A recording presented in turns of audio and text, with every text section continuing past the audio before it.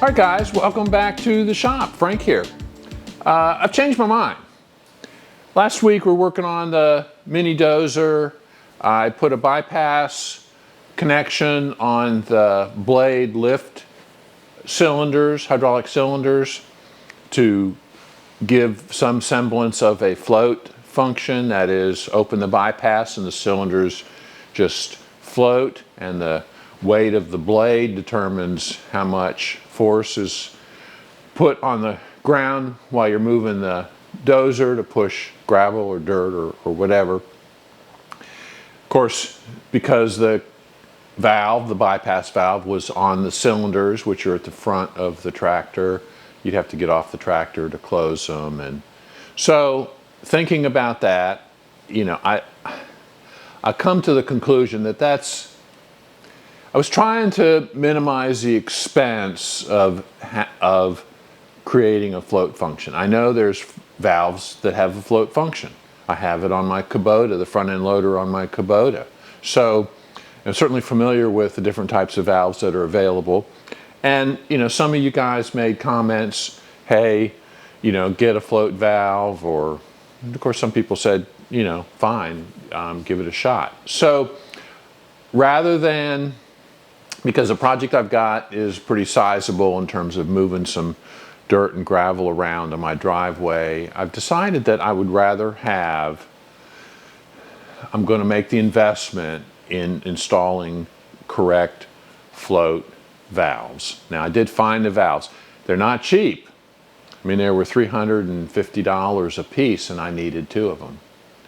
I could not get 2 spools on one valve. I have 4 spools on this tractor, 2 twin spool valves, because there's 4 functions: blade angle, blade tilt, and right and left, up and down, right? So it's 4 cylinders.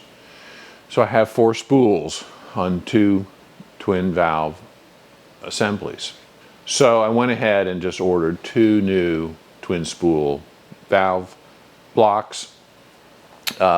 So that way I can keep my current hose arrangements and don't have to make any other changes. It should just be a matter of disconnecting all the hoses from one valve block and installing, you know, a new valve block. And I believe the mounting holes will match up. I'm hoping they will. So it may be a real easy swap out. Now, I do not have those valves yet. So, but I had another problem I wanted to solve. So after working on the tractor some more, I've come to the conclusion that the blade lift cylinders do not have enough surface area within the cylinder given the low pressure hydraulics I'm dealing with. And I didn't mention this really last week, but the tractor's hydraulics are only 600 or 700 psi, a couple GPM, but it's only 600 or 700 psi. And that's because it's the hydraulic circuit off of one of the transmissions. And that's typical of the Cub Cadets, which is the origin of the driveline on this tractor. So I have 1.5" diameter cylinders on those functions right now that I put the bypasses on last week, and I'll show you those. And I just don't have enough hydraulic pressure to fully operate those cylinders the way I'd like to, and with, you know, the certainty that I'd like to have. So I've ordered larger cylinders. I've gone from 1.5" cylinder diameter to a 2". And while that doesn't sound like much, it is significant because the surface area of the piston is a square of the radius. So you increase the radius by, you know, 50%, you increase the surface area considerably more. So this will double, if my calculations are correct, the surface area acting on the rod side of the cylinder piston to give me basically double the lifting force that I've currently got. It'll be a little slower because the cylinder is larger diameter, but it will be more force. So Now, some people have suggested, I think someone made a comment about just turn the cylinder upside down so that you have the piston side rather than the rod side to lift. And here, let me turn it and show you what I'm talking about. It may make more sense.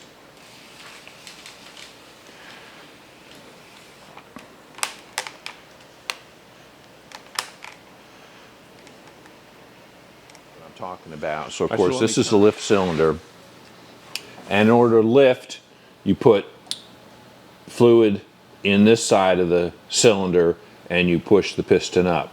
The surface area on that piston is the difference between the diameter, inside diameter, minus the area of the rod, and this is an inch rod, so 1.5 inch diameter piston. You know, it's a small area that's the pressure is actually working on. If you put put fluid in this side, you're working on the entire diameter of the piston because you don't have space lost to the rod. So there's a lot, you can put a lot more down force than you can put up force on the way this cylinder is arranged. Someone had suggested, a friend of mine actually suggested flipping the cylinder over. But that doesn't really help because still, in order to raise the blade, you have to shorten the cylinder, which is always fluid going in here. So that doesn't, and it's still the small area inside the cylinder on the underside of the piston. I mean, it would be the top side of the piston if it was up here. That would also have the cylinder moving up and down. The hoses would flex a lot more, so not ideal. You want the cylinder to be stationary most of the time, but it wouldn't matter. So you can't solve the problem with changing this cylinder. All right, I'm going to replace the cylinder. I bought 2 new cylinders. That's what we're going to do today, replace these cylinders. Probably have to come up with bushings because it's a larger cylinder, so it's going to be larger pin size. Probably bush the connections. We'll see what it takes to do that.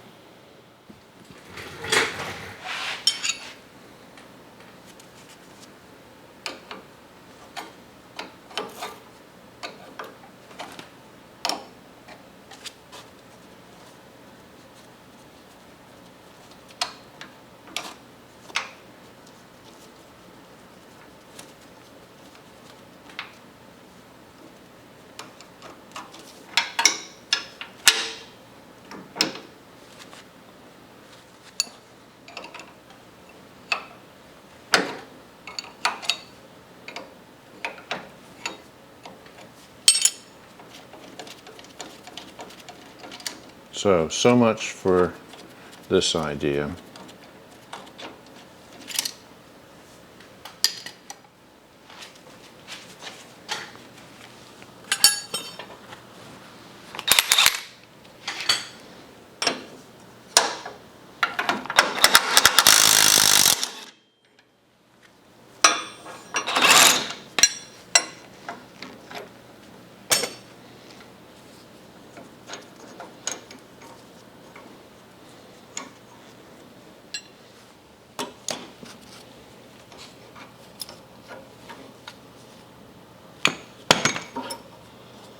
All right, I'm going to leave that pin there. I may still use it.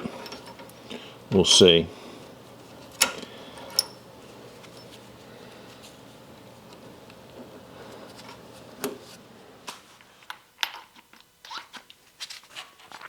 So there are 2 set screws on this chuck, and there's 2 flats. This is called a Weldon shank, W-E-L-D-O-N.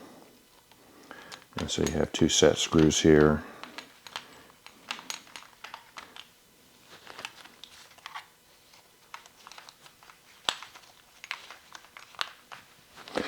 The way these mag drills work, this is a spring-loaded center point, and so when you adhere this magnetic base to the work, it's like a little miniature drill press. And when you pull it out of the work, this spring-loaded center should pop the plug out of the bit. Bits come in all different sizes. This is high-speed steel. They also come with carbide teeth. I do have a set of carbide, but I'm drilling mild steel here, so should be no problem with that.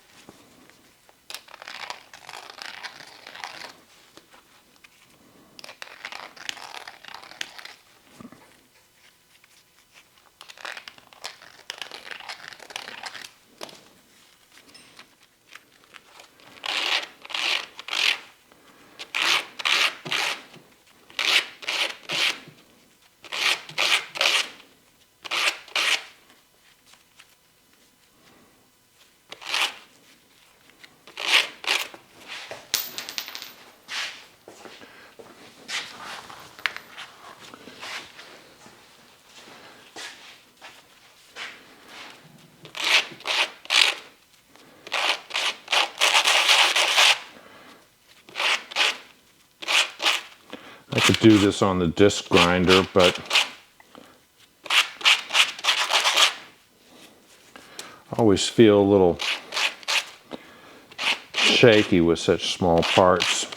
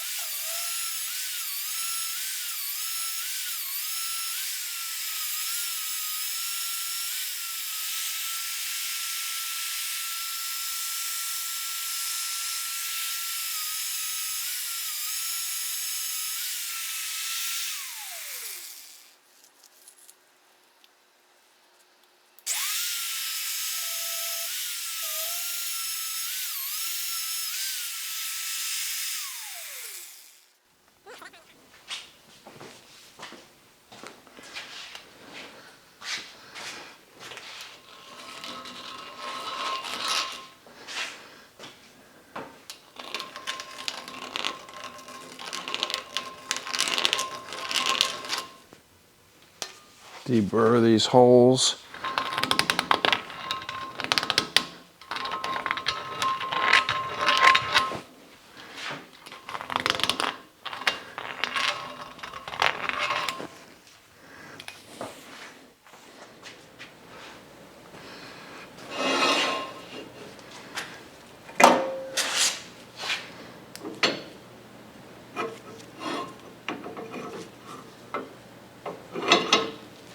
Get my connections on the outside here.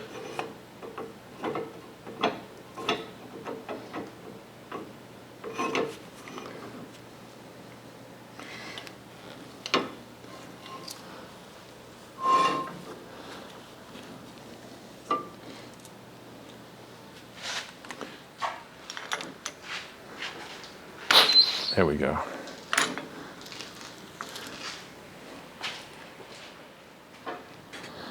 All right, I'm going to probably want to space this away, but I think that's going to work fine. All right, so that's 1 inch. And I decided to run this 1 inch round stock all the way across just for more strength rather than have it cantilevered, you know, with a bolt or something right here.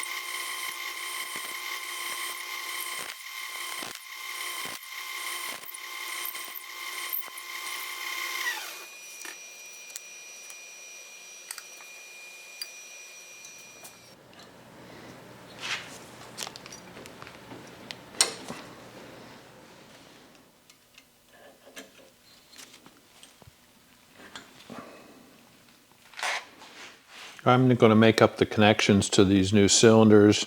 I discovered late, without realizing it, when I ordered the cylinders, that they have pipe thread connections rather than the Boss O-ring connections. So I had to make a run to my local Napa to get some pipe thread fittings. Didn't have exactly what I wanted, but I got some that will work, I'm sure, I believe. So I'm going to go ahead and put these on. I won't bore you with all of this installation since you saw a bunch of it last week, similar. So I'll bring you back when I have most of the fittings installed and getting ready to make up some hose extensions, because I'm going to have to do that because these new cylinders have their connector fittings, their connections, in a different orientation than my previous cylinders, so to make up for that. So, all right, I'm going to keep working on this. I'll bring you back in a little bit.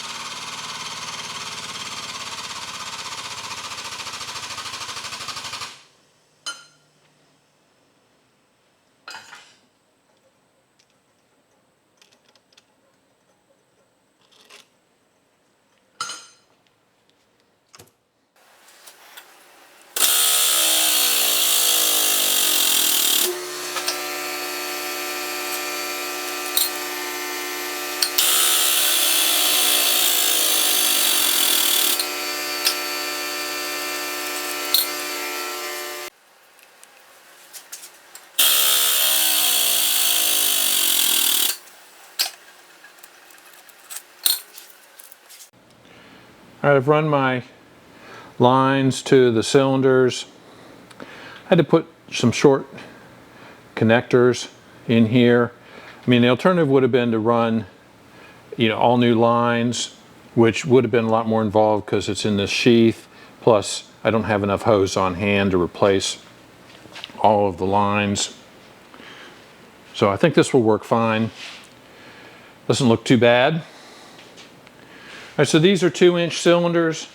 So my estimate was twice the lifting force because accounting for 1.1/8 rod diameter down here at the bottom of the cylinder, and then 1-inch diameter rods in these cylinders. So take the surface area of the piston, subtract the cross-section area of the rod. It gives you a little bit less than 1 square inch on the bottom side of the piston here. And on the 2-inch cylinder with the 1 1/8 inch rod, I get almost 2 inches, almost 2 square inches of surface area on the underside of on the rod side of the piston. So it should give me double the lifting force. All right, I was restricted before due to the size of the cylinder, given the low pressure, as I mentioned, the 600 psi hydraulics on this equipment. I couldn't really lift the blade couldn't lift it very much, and it was very slow to move. So we're going to try out this and see if this is any better.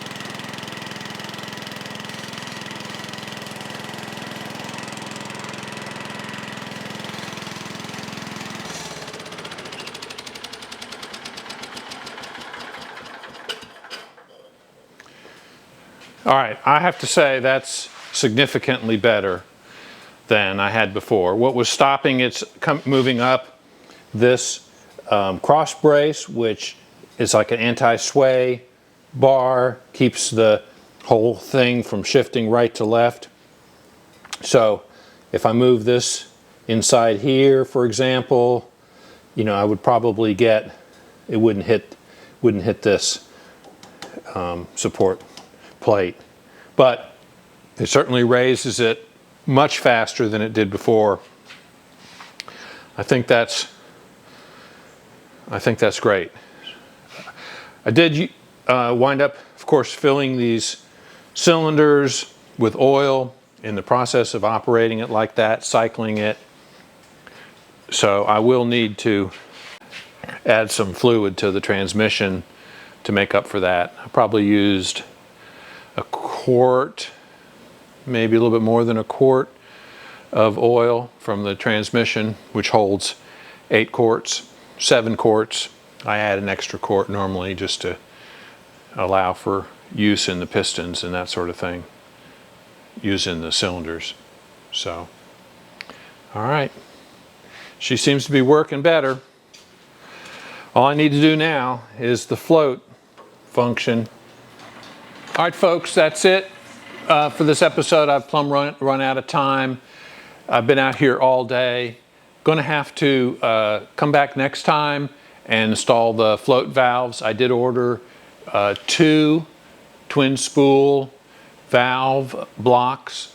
1 spool on each valve block has the float function. I couldn't get a float on 2 spools on the same valve block, so, which is okay. I have 2 valve blocks, and currently my blade lift is separated, 1 on each valve block, outside levers. So that's fine, because the tilt lever's on one side and the angle lever's on the other, on the inside of the 2 valve blocks. So we'll come back next time working on that. I had told you last week that the next time you saw this tractor would be pushing dirt. Sorry about that.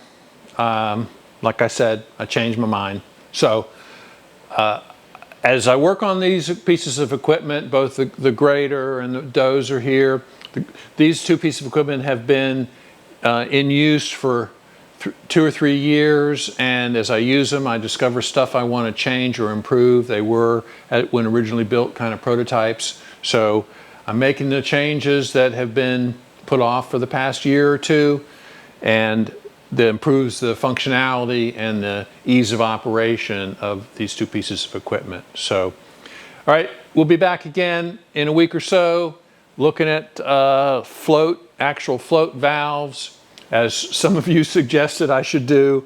And immediately after I'd finished that last episode and put those bypass valves on, I started thinking about it, and I said, you know, that might work, but it's going to be a hassle.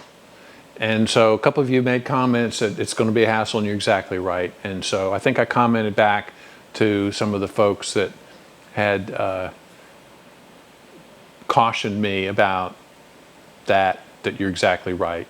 So almost immediately I decided, nah, I'm not going to be happy with that. I need to go to actual float valves. So that's what's going to happen next time, if all goes well. So we'll see you then. Thanks for watching.